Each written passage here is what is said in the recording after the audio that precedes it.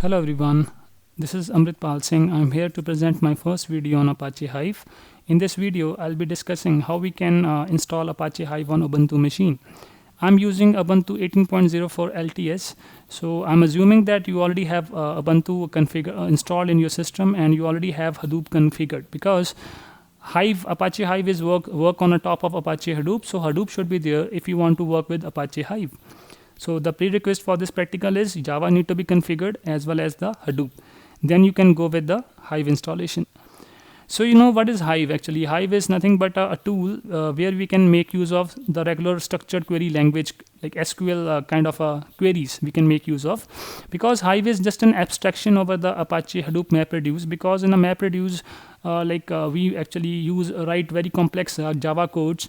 Okay, so just to facilitate the users, just to provide user friendliness, the Hadoop has come up with the Hive actually works on top of Hadoop, so that you can simply have to just write a very simplest of SQL commands. It will be converted to the MapReduce jobs behind the scenes, so that you will user will not find it difficult to write or to query the Hadoop cluster.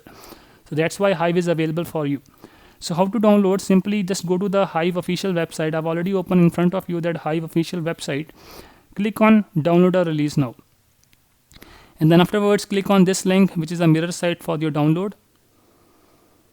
Then after this, you need to select which version you want to download. Let's suppose we need to download this 3.1.2.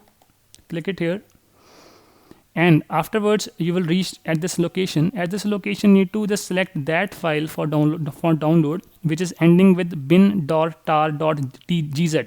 Okay, so because all the files are quite similar to each other, so you need to just make sure that you're downloading the right file. So it should be bin.tar.gz file.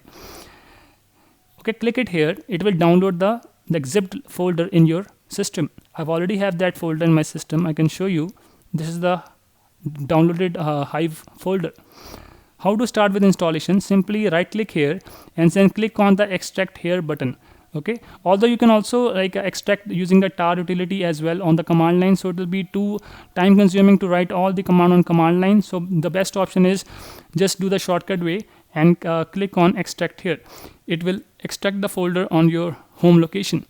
You can see that this has been properly extracted. You can see the right tick sign here. It means it's already been extracted here. Okay, it's available here. Okay, afterwards, how to start with this? First of all, open up your terminal and give the path to the Hive.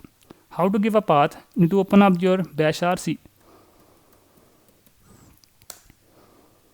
Okay, under the bash rc, you need to just append these 3 lines to it. I've already appended these 3 lines for you just to save your time of typing here.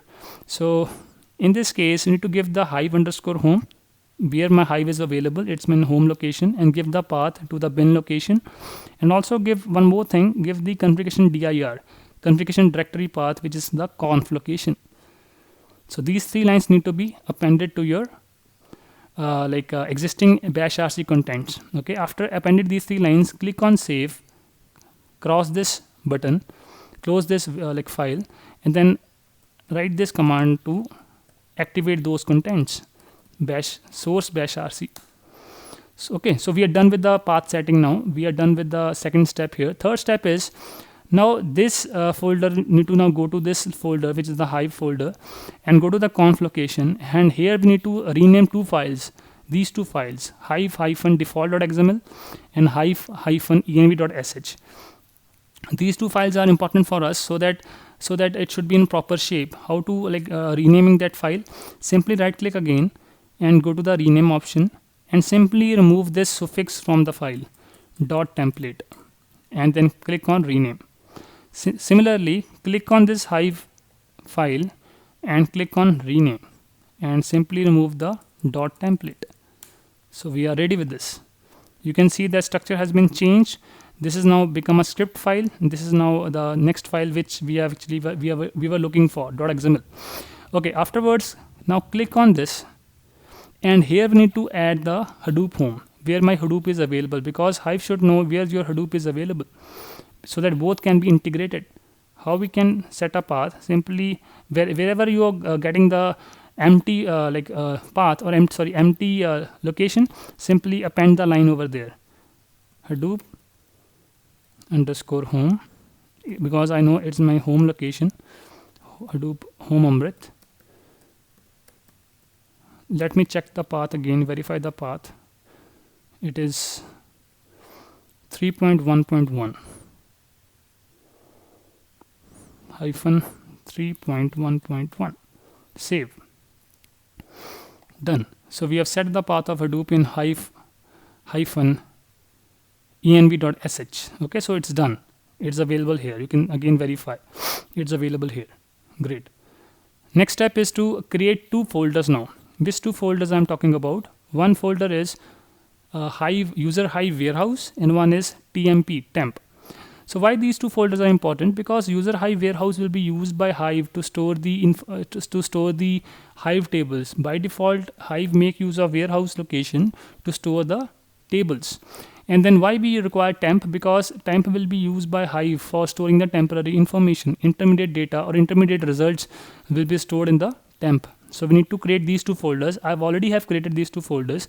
First of all, I can show you their physical location, and then I'll just share the command how to create these two folders. It's available in my root location. One is temp. It's a system folder, so I haven't created this. It's already there, and this is which I've created, user Hive warehouse, right? So how to create these two folders? Mind you, because these two folders need to be created using the Hadoop fs command. I hope you know this command. In case if you're not aware of this, simply go to the Hadoop home and write a command, Hadoop sudo bin Hadoop fs mkdir, and hyphen p means because we need to create multiple folders, subfolders as well. That's why hyphen p is available.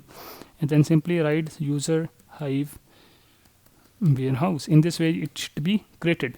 Similarly, because temp is already available, so there's no need of creating that temp folder. Afterwards, when you have these two folders created, then we need to give the permissions as well, so that Hive can write to these folders. So how to give a permissions? With the command sudo bin Hadoop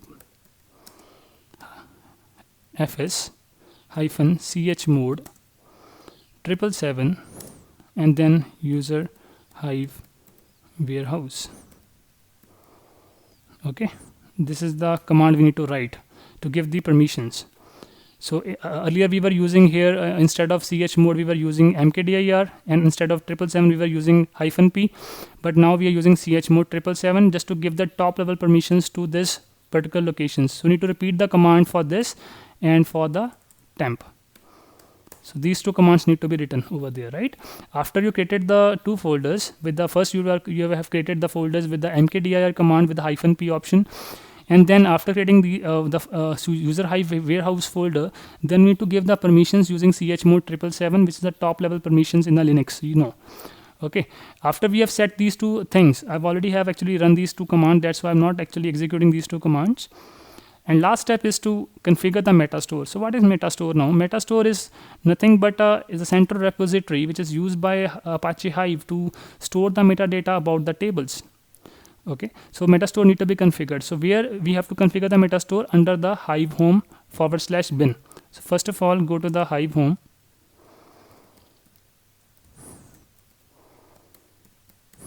Okay, this location, and here we need to write a command. Which command? I can show you.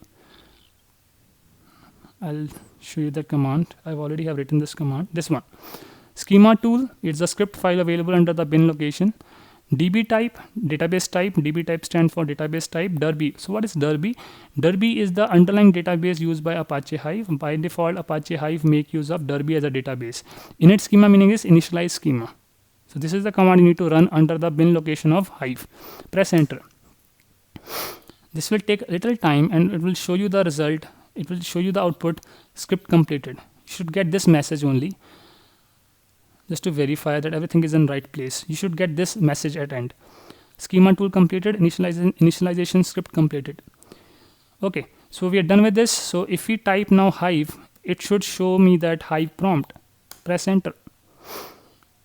If Hive is available, Hive shell is available, then we are done with this installation.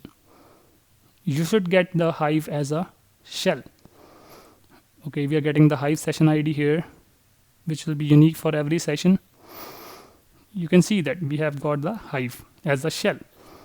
So this marks the end of this video. I hope you must have understood the steps which I have done in front of you for configuring the Hive. In case if you haven't understood anything, please feel free to comment on this video, and also please share your feedback that how you like this video, or what the improvements I need to do in making these videos for you. Thanks for watching. See you next video.